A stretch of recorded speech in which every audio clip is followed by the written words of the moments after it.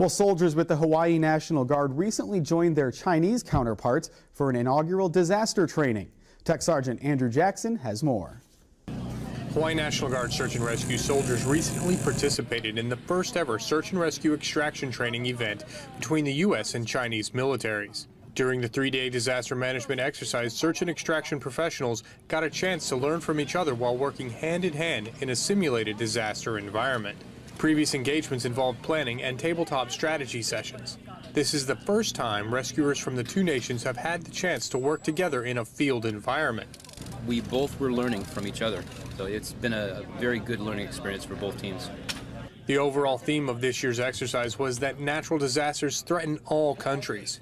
These two nations have proven that they can work together during an international natural disaster to ensure the survival of as many victims as possible. This is Tech Sergeant Andrew Jackson reporting with the Hawaii National Guard.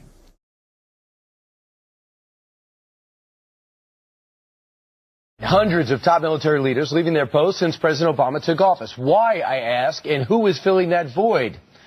Joining us right now is the CEO of Concerned Veterans for America, Pete Hegseth. Captain, no longer, you're still active, right, in the reserves? In the reserves, yep. So do you sense there's a different, is it beyond attrition when we talk about these leaders retiring? I think it is. You know, you've seen 5 years under this commander-in-chief. He's got a different perspective on a lot of things affecting the military. He's got a perspective about what this military should look like and how it should be used. And over 5 years, you're going to see the warfighter, independent-minded types slowly sifted out, and instead, how might you put it, a little bit more your house cats that are willing to go along with this agenda that isn't necessarily in keeping usually with the way military does.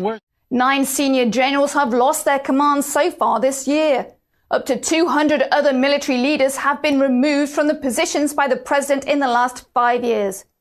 A growing number of retired generals are questioning the reasons behind the removals. A few former leaders say the administration is removing military leaders who may have policy differences with Obama. What these differences are is unknown. The former generals and admirals say the president is also using dismissals to scare those who remain into complying with his policies. One former Navy SEAL is telling the press the president is removing military leaders who will not agree to disarm Americans. So far, the White House has been quiet about the moves. Officials only speak to specific replacements for infractions of military discipline.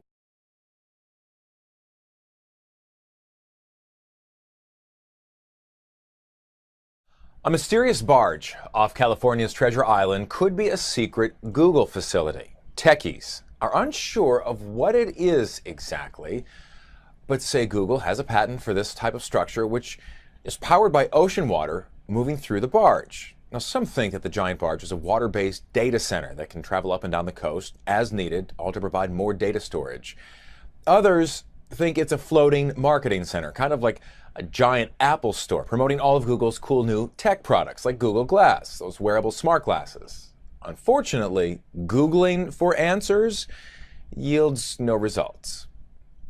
All right, we're back, ladies and gentlemen. This is J.R. Moore. It is Wednesday, the 6th day of November. Well, I started out this broadcast talking about the Google barges. The cover story is that they'll be used to entertain VIPs. News about the Google barges. My source is a U.S. Navy SEAL. He said weeks ago that when the barge arrives in Portland, Maine, and San Francisco, there's actually 3 barges, 1 in Portland, Maine, and 2 in San Francisco Bay, that were very close to the real use of these barges being implemented. The real use being command and control of the foreign troops that will be deployed in the United States. So there's your heads up, ladies and gentlemen. This is my private intelligence from a confidential source that I know and trust personally. These barges are 246 feet long, 72 feet wide, 4 stories of connexes welded together and highly modified on the inside to accomplish their goals. Living quarters, command and control, high-tech communications, and so forth.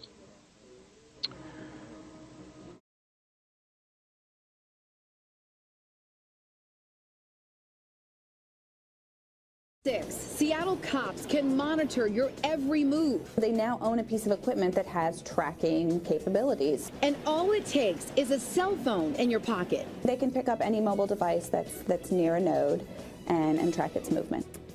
Yes, a new wireless network set up all over the city can keep a log of the last 1,000 places you have visited. SPD says it's not being used right now, but new at 6, Cairo 7's David Ham investigated to find signs the network is already active.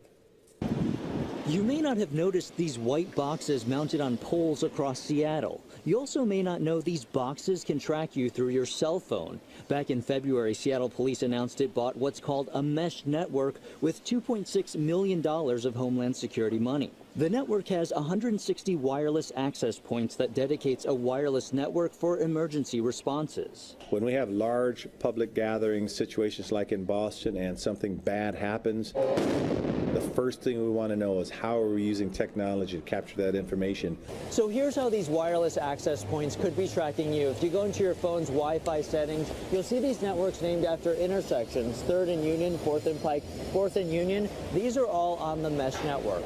Every time the network sees your phone, that data can be stored. Take this woman on the phone, for example. The network is capable of storing her IP address, the type of device she's using, the app she's using, her location, and match it up to the last 1,000 places she's been. They now own a piece of equipment that has tracking capabilities, so we think that they should be going to City Council and presenting a protocol for the whole network that says they won't be using it for surveillance purposes. SPD said a policy is being reviewed by the city attorney's office, and the network won't be used until the city council approves the plan.